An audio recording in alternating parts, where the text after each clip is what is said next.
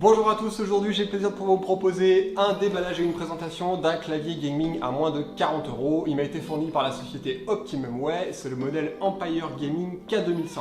Qu'est-ce qu'on retrouve en termes de fonctionnalité avec ce clavier? Eh bien les trois principales, à savoir des switches mécaniques, il s'agit de switches marron, les brown. Ensuite on va retrouver un rétroéclairage RGB LED et puis bien évidemment une fonction anti-ghosting. Voilà, bon bah écoutez, on se retrouve tout de suite dans la vidéo. Avant toute chose, je voudrais vous parler de cette chaîne YouTube que je viens de lancer, Fox & Review.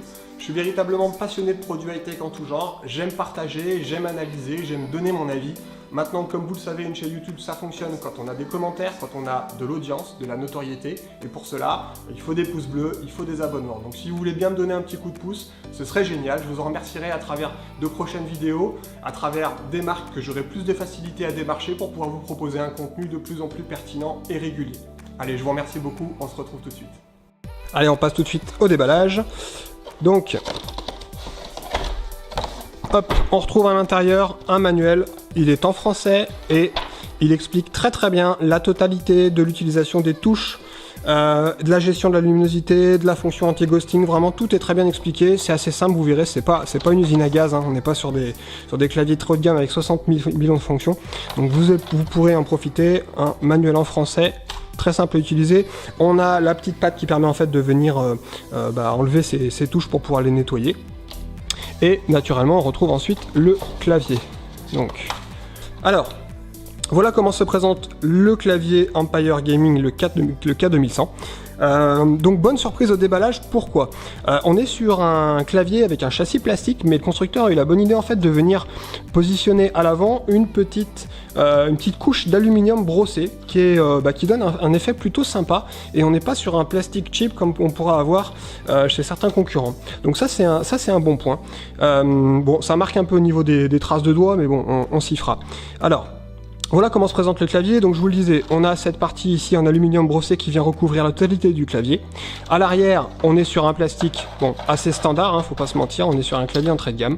On va retrouver 4 patins antidérapants, et ensuite on a donc la possibilité de venir rehausser le clavier, c'est une fonction assez classique mais je le dis quand même, de venir rehausser le clavier grâce à ces petites pattes qui se trouvent ici à l'arrière. Autre chose également qui je trouve pas mal, c'est que le constructeur a également la bonne idée de non pas équiper son clavier avec un câble en caoutchouc classique qui s'abîme très rapidement, mais on est sur du nylon tressé, donc comme on peut retrouver, vous savez, hein, sur les câbles de téléphone. On a également ici une petite attache velcro, ça vous permettra de vous faire un petit setup et un passage de câble bien propre. Voilà, pour enlever vos touches, voilà, c'est très simple, il suffit simplement de venir positionner son petit outil comme ça, et vous avez la possibilité de venir enlever simplement ensuite vos touches pour pouvoir les nettoyer comme il faut. Allez, on attaque la partie configuration du clavier. Donc, comme vous le voyez sur ce clavier, on n'a pas de raccourcis, de macros, de touches réellement dédiées à différentes fonctions. On est sur un clavier entrée de gamme, donc il va falloir jouer sur les raccourcis. Donc on va pouvoir jouer sur plusieurs choses. Tout d'abord, la partie luminosité globale du clavier. Donc on va pouvoir venir jouer sur ça avec le raccourci fonction et les touches ici qui se trouvent avec 3 niveaux de luminosité différentes, comme je vais vous montrer. Donc là, on est au maximum, ensuite je diminue un petit peu plus, et là on l'éteint. Et pour réaugmenter, c'est la même chose, ça fonctionne de cette manière-là. Ensuite, on a possibilité en fait de venir désactiver la touche Windows qui se trouve ici. Je pense que voilà, les gamers connaissent le problème. On se retrouve en pleine partie de jeu et puis d'un coup, pas de bol, on appuie sur la touche et on se retrouve sous Windows. Donc en fait, pour pouvoir venir désactiver cette touche, c'est pareil, c'est assez simple. On va utiliser la combinaison de touches FN, donc fonction plus la touche Windows. Et là, on voit que quand on fait ça, d'ailleurs, on a un petit témoin ici avec le W qui s'allume, qui veut dire qu'on a activé la désactivation de la touche Windows. Donc pareil, pour pouvoir la réactiver, on rappuie dessus.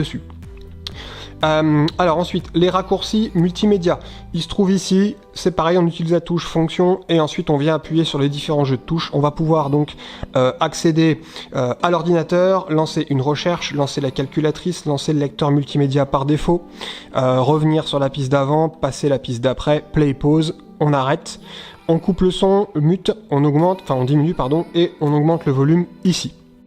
En ce qui concerne la fonction anti-ghosting, donc je rappelle le concept de l'anti-ghosting. Sur un clavier à membrane classique, en fait, l'appui simultané sur plusieurs touches est très mal géré. Quand on frappe au clavier de manière classique, on est sur une touche une par une, et là il n'y a pas de souci. Maintenant, quand on fait du jeu vidéo, les gamers connaissent très bien le problème. On a tendance à utiliser les touches de direction plus d'autres raccourcis. Donc, ce clavier est compatible avec deux technologies. Le premier, c'est le CK Rollover, c'est-à-dire qu'en fait, le clavier, quand on active cette fonction via la touche FN et imprime système ici, va activer la prise en charge de l'appui simultané sur 6 touches. Et on a une autre fonction qui est encore plus intéressante, qui est le NK Aero, en fait, qui permet d'enregistrer la totalité des touches sans limite. D'accord? Donc ça veut dire que vous aurez possibilité de jouer et d'appuyer simultanément sur un nombre de touches indéfini, sans aucun problème. Chaque touche est bien enregistrée et prise en charge. Et pour activer donc cette deuxième fonctionnalité, on va simplement venir appuyer sur le bouton ici, FN, fonction, et arrêt des fils. Voilà. Alors le constructeur a également prévu un ensemble de combinaisons de touches, à savoir 8 au total, qui sont prédéfinies, qui vous permettent en fait de jouer selon différents types de jeux. Donc on en a 8 qui sont visibles par défaut sur le manuel d'utilisation, qui vont donc du mode de jeu, de voiture, FPS et autres. Donc pour les activer, on utilise une nouvelle fois la touche FN plus la touche 1 jusqu'à la touche 9, donc je vais vous montrer tout de suite. La touche 1, voilà. La 2, on passe à ça. La 3... 4, 5, 6, 7, 8 et 9, on n'a plus rien. Alors, ça ne s'arrête pas là, vous avez également possibilité de programmer deux jeux de gestion de touches supplémentaires. Donc l'utilisation est assez simple, on va utiliser en fait le chiffre 9 ou le chiffre 0. Donc pour pouvoir enregistrer vos touches, on va appuyer sur la combinaison FN plus le bouton REC qui se trouve ici, donc FN et REC. Et ensuite, on va venir en fait cliquer sur les différentes touches qu'on souhaite programmer. Donc je vais prendre Y, U, voilà par exemple celle-ci, celle-ci, celle-ci, celle-ci.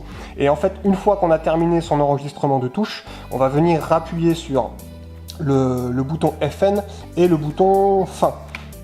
Et voilà, donc là en fait on vient d'enregistrer grâce au bouton 9, donc la combinaison FN-F9, ce type de programmation là. Donc si je repasse au 1 par exemple, maintenant que je me remets sur le 9, on voit que j'ai bien enregistré ma combinaison de touches. Si demain je souhaite réinitialiser ce paramètre, il suffit simplement de venir appuyer sur le bouton FN plus échappe, et là on revient à la combinaison classique, et on voit bien que mon enregistrement n'est plus configuré.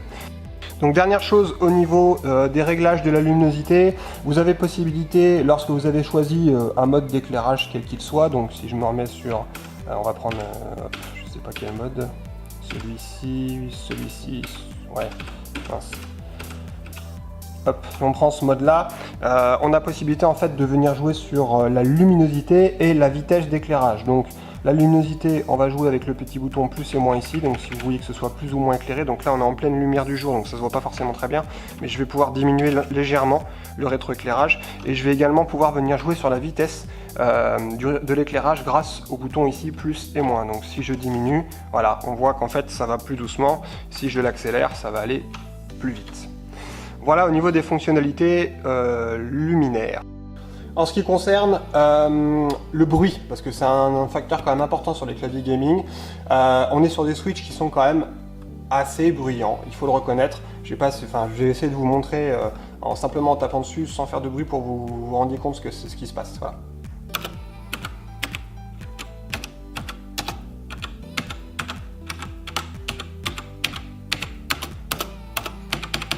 Voilà. Donc bon, ça fait du bruit. Après, il y a pire, il y a mieux. Bon, c'est de toute façon un clavier gaming, hein, c'est des claviers mécaniques, donc par définition, ça fait du bruit. Après, il faut repartir sur du clavier membrane si vous voulez quelque chose de vraiment discret. Voilà, on a terminé cette petite présentation du K2100 de chez Empire Gaming. Vous trouverez le lien en bas dans la description de la vidéo. N'hésitez pas à mettre un petit pouce bleu et à vous abonner. Ça me permettra de vous proposer davantage de contenu et plus régulièrement. Je vous dis à bientôt. Au revoir.